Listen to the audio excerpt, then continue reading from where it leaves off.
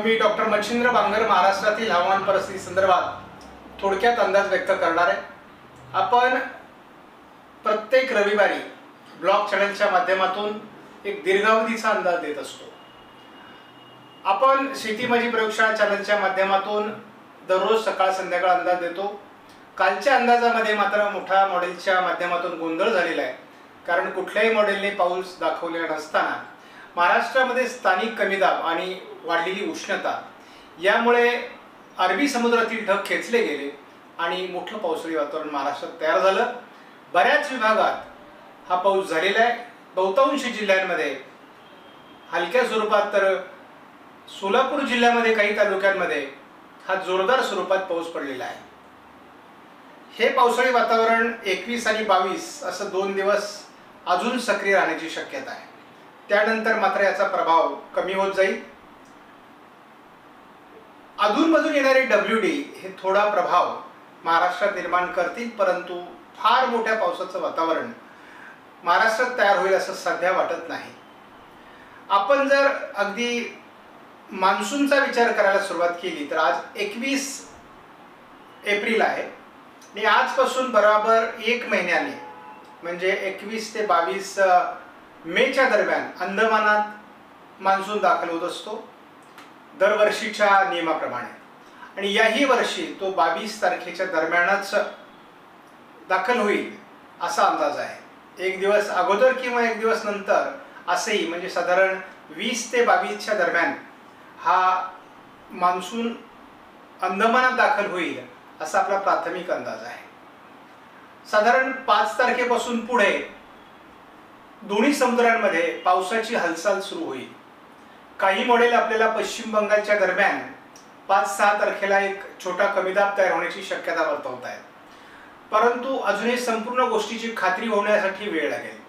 परंतु अवकाळी पावसाचं प्रमाण यावर्षी गेल्या वर्षीच्या तुलनेत खूप कमी आहे, आणि त्यामुळे जेव्हा जेव्हा अवकाळी पाऊस हा कमी झालाय तेव्हा तेव्हा मान्सून चांगला बरसलेला आहे। यावर्षी हवामान खात्याकडून 106% सरासरी पाऊस पडण्याचा भारतातला अंदाज आहे। आपण महाराष्ट्रासाठी 107%चा अंदाज दिलेला आहे। या संदर्भातील अपडेट व्हिडिओ आपला 1 मे रोजी येण्याची शक्यता आहे, परंतु मी 1 मेला प्रवासात जर असेल तर मात्र तो 2 मेला वगैरे येईल। परंतु एक लक्षात ठेवा की महाराष्ट्रामध्ये जो मान्सून यावर्षी बरसणार आहे त्या संदर्भामध्ये आपण दिलेली तारीख ही 7 तारखेपासून 12 तारखेच्या दरम्यान मान्सून महाराष्ट्रात दाखल होणार आहे, म्हणजे या 4 दिवसामध्ये। या 3 ते 4 दिवसामध्ये मान्सून महाराष्ट्रात दाखल होईल। आपण जर सरासरी डेट बघितली तर आपल्याला 9 तारखेला मान्सून महाराष्ट्रात संपूर्णपणे व्यापला जाईल असा अंदाज आहे।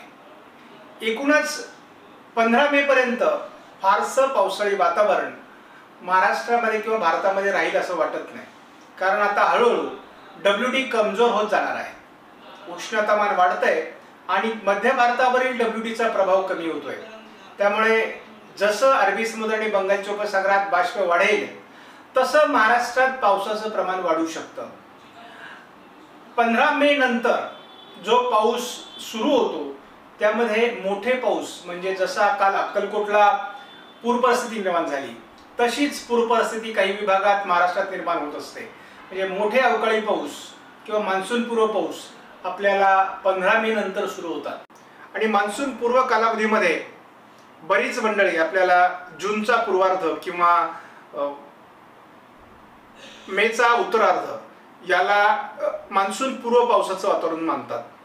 प्रत्येकाची ती एक टेंडन्सी आहे, परंतु 1 एप्रिल पासून तर आम्ही जवळपास पुढे मान्सून सक्रिय होऊपर्यंतचा कालावधी हा साधारणपणे मान्सून पूर्व काळ समजतो। तर या कालावधीमध्ये यावर्षी अल्निनो सुपर अल्निनोच्या कंडिशनमध्ये असणार आहे, आणि त्यामुळे थोडं या कालावधीमध्ये पावसाचं प्रमाण कमी होईल, परंतु वादळ निर्माण होऊ शकतात, एखादा तीव्र कमी दाब निर्माण होऊ शकतो, आणि त्यामुळे हा कालावधी फार वातावरणाच्या दृष्टीने झटपट बदल घडणारा असतो। या काळातही अवकाळी पाऊस किंवा ज्याला आपण वळिवाचा पाऊस म्हणतो त्याची वातावरण निर्मिती असते। वादळी पाऊस या काळामध्ये होतो, त्यामुळे आपण त्याचेही अंदाज देणार आहोत. परंतु आपल्याला यावर्षी उन्हाळा कडक जाण्याची शक्यता सुपर एल्निनोमुळे आहे. आपणास व्हिडिओमधील माहिती महत्त्वपूर्ण वाटल्यास लाईक करा, शेअर करा, चॅनलला सबस्क्राईब करा. धन्यवाद. जय हिंद, जय महाराष्ट्र, जय